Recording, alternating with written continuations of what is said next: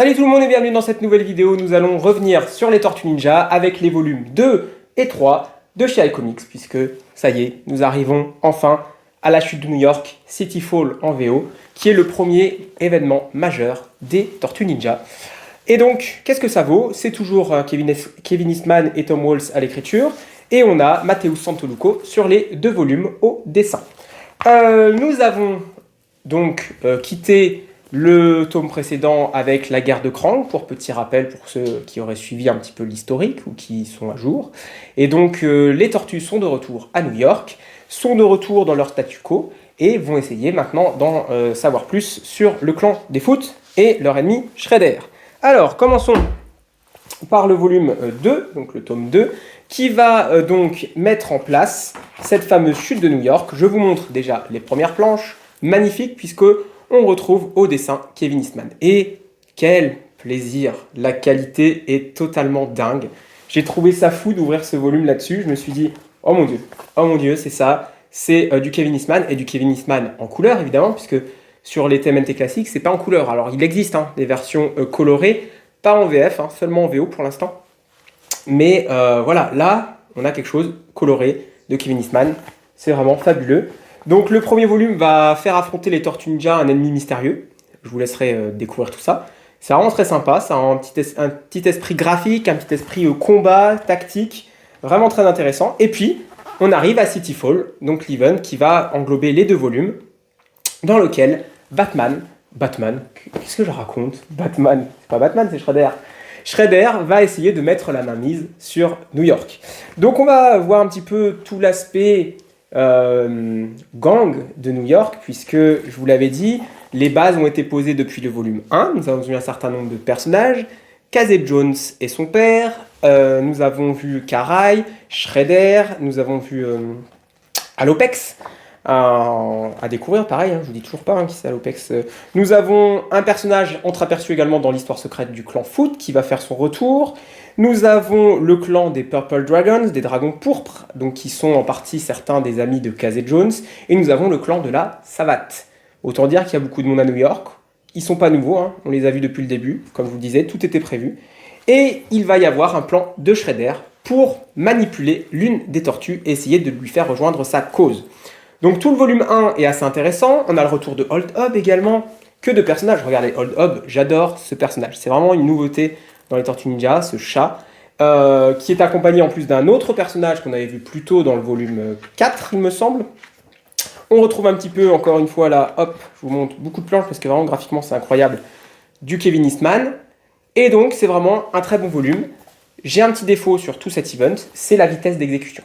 Ça va extrêmement vite. J'ai été un petit peu déçu, je suis resté sur ma faim, parce que ça va à toute vitesse. Alors autant celui-ci, le volume 2, finalement c'est le début, c'est-à-dire la mise en place de ce qui va se passer, d'un événement extrêmement important qui se déroulera à l'intérieur de ce volume, et je trouve que ça va. Niveau vitesse, on est pas mal, ça speed, ça speed beaucoup, mais les tortues, je trouve que ça speed quand même pas mal, ça prend peut-être pas assez son temps. Après, moi j'ai le temps, peut-être que des gens sont pressés et ont envie que ça aille plus vite, donc je peux comprendre la logique.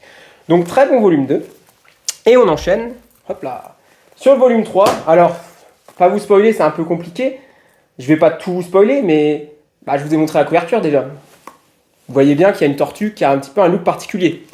Donc effectivement, il y a une tortue qui, dans ce volume, pour faire simple, va rejoindre l'ennemi. On va le faire simple, ça englobe tout ce volume-là. Et tout ce tome va être l'objectif de retrouver la tortue, en tout cas de la faire rebasculer du bon côté pour ses frères et pour Splinter. Le père de Casey Jones va devenir extrêmement important également, puisqu'il va s'avérer être un nouvel antagoniste dans la série. Je trouve que le changement de statut de ce personnage est un petit peu rapide, ça c'est aussi un autre défaut, il n'y en a pas beaucoup, donc vraiment je vous l'ai dit les défauts que j'ai, mais sinon c'est complètement fou. C'est complètement fou, je vous montre quelques planches, j'essaye de ne pas tout montrer, il faut que je cherche stratégiquement certaines planches, allez celle-là par exemple, celle-là. Voilà, une petite attaque de Shredder avec ses alliés sur le clan de la Savate. C'est vraiment la guerre. Pour faire simple, ce tome 3, la chute de New York, c'est vraiment la chute de New York dans le sens où les gangs s'affrontent. Shredder a décidé de mettre sa suprématie en action, de montrer qu'il était le chef, que tout le monde devait lui obéir.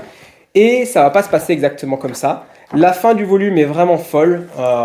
C'est une explosion. C'est-à-dire que là, on a l'explosion des tortues, la première explosion, il y en aura d'autres.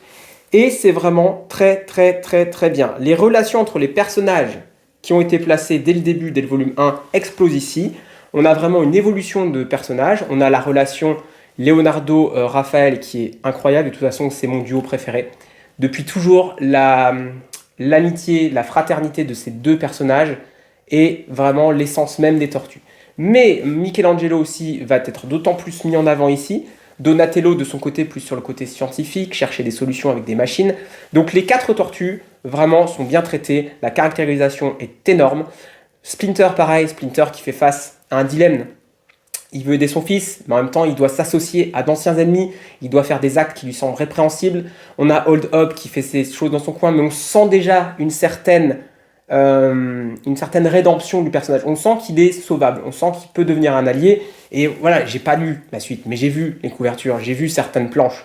Je sais que Hold Up, à un moment donné, il va passer du bon côté. Et c'est plaisant de voir que les mutants s'associent finalement. On a le personnage d'Alopex aussi qui va prendre un nouveau statu quo ici, on ne sait pas tout ce qui se passe. Et c'est vraiment très très très bien, c'est vraiment cool. Lisez les tortues, encore une fois. Ah oui, apparition de Bebop et Rocksteady, encore de nouveaux personnages, voilà, que vous connaissez tous si vous avez vu le dessin animé. C'est fou, c'est une explosion, c'est vraiment... pour faire simple, à la fin, on est dans un final, quoi. Un final type Avengers, tout le monde se réunit, tout le monde se tape dessus. C'est kiffant, c'est kiffant. Je vous ai montré quelques planches. Matteo Santoluco, incroyable. Et il monte en puissance, hein. Sachez-le que ces planches ici... va y avoir Vengeance dans quelques temps, dans plusieurs volumes. Hein. On a encore un peu de temps avant d'y arriver, il y a d'autres volumes entre-temps. Il va monter en level encore de dessin, sachant que c'est déjà fou. Et donc là, on a 2 volumes totalement dessinés par Kevin Eastman et Matteo Santoluco. C'est une explosion visuelle. C'est une explosion en termes de récit. Ça va un peu vite, effectivement. Voilà, je vous le dis, moi je trouve que ça va un peu vite. Un seul volume pour traiter ce passage du côté obscur d'une des tortues. J'aurais préféré que ça dure un peu plus longtemps, qu'on ait plus de temps finalement pour qu'elle tombe un petit peu dans le côté sombre, et aussi un peu plus de temps pour la sauver. Parce que là, c'est un petit peu, en très peu de temps, on devient méchant, et également en très peu de temps, on arrive à la sauver.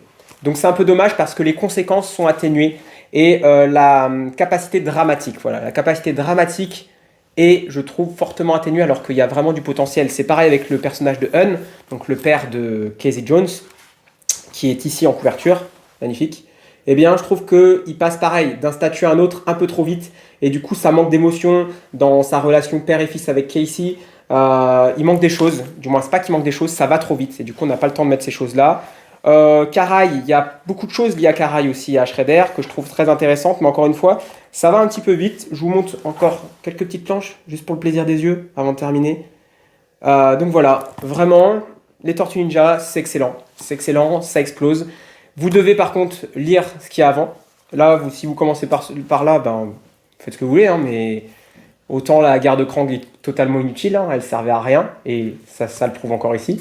Autant lire les volumes 1, 2, 3, 4, c'est-à-dire le tome 0, et lire surtout l'histoire secrète du clan foot, hein, parce que par contre, on fait la suite directe de l'histoire secrète du clan foot. C'est pour ça que, comme je vous le disais, l'histoire secrète du clan foot n'est pas numérotée dans la série principale, ce n'est pas un tome 1, 2, etc. Il est juste Histoire secrète du clan foot, mais si vous ne l'avez pas lu, il va vous manquer des choses, notamment sur le personnage de Kitsune, qui va être présente ici, et du coup, vous allez être un petit peu perdu. Voilà, c'était ma critique pour les volumes 2 et 3 chez iComics des Tortues. C'est de la bombe, lisez les Tortues, c'est la vie, et nous on se retrouve bientôt pour la suite avec les volumes 4 et 5 du coup. Allez, ciao!